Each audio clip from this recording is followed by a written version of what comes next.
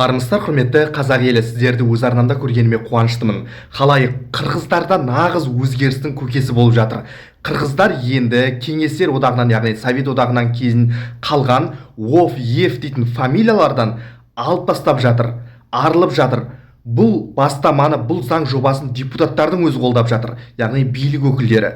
Енді ұсынылып жатқан жаңа заң нормасы бойынша қырғыздардың есімдеріндегі, мысалы, Жамалов, неше түрлі Оф, Ев дейтін атауларды алмастырып, яғни оларды алып тастап, оның орнына Улу, яғни қазақша айтқанда ұлы ғой, мысалы, жақсылық ұлы деген сияқты, қырғыздар осындай Улу деген атты жалғауды жалғайды, және қыз балалар қызы деген атауды, жұрнақты жалғауды жалғайды.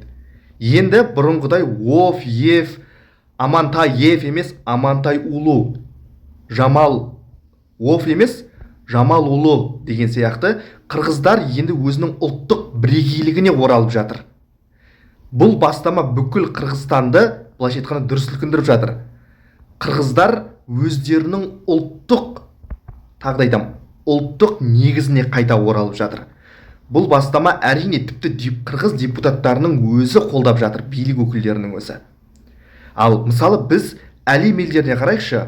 Әлем елдерінде фамилиясына қарап, яғни тегіне қарап, оның қай ұлттан екенін бірден ажыратуға болады. Мысалы, Вилли дейтін жазу жазылса, соңында Джугашвили, Саакашвили, бірден білесіз, бұл грузин.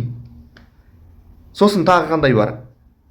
Саргасян, Сян деген жазу жазылса, соңында, ол бірден білесіз, армян.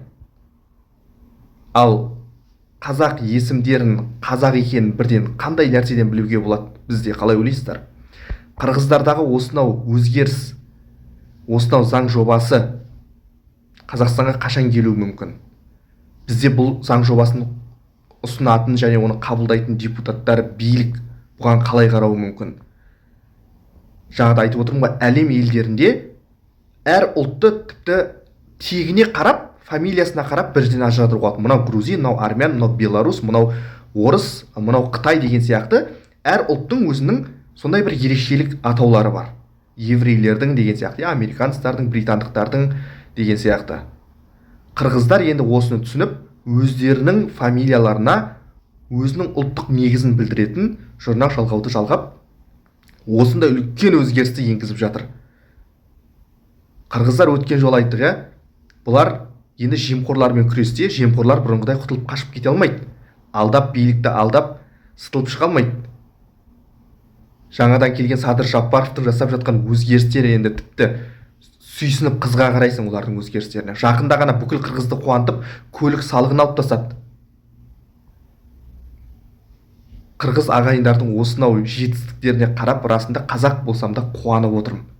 Жарайсыздар, қырғыз бауырлар, керемет бастама, өздеріңіздің ұлттық негіздеріңізге Оф, Евті алып тастап жатқандарыңыз кәдімгідей қуантады.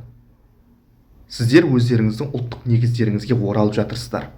Осынау бастамаларыңыз, сіздердің депутаттарыңыздың, билік өкілдерінің талқылап жатқан осынау мәселесі керемет бастама.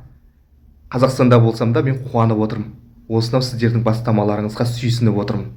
Керемет, Улу деген ат керемет қоя, Жамал ұлы, Жаппар ұлы. Не деген керемет? Жаппар қызы, жақсылық қызы, керемет атаулар. Сіздер Улу сөзін, қызы сөзін қолдану арқылы өздеріңіздің ұлттық бірегейліктеріңізді сақтауға тырысып жатсыздар. Қуаныштымын сіздердің осынау бастамаларыңызға.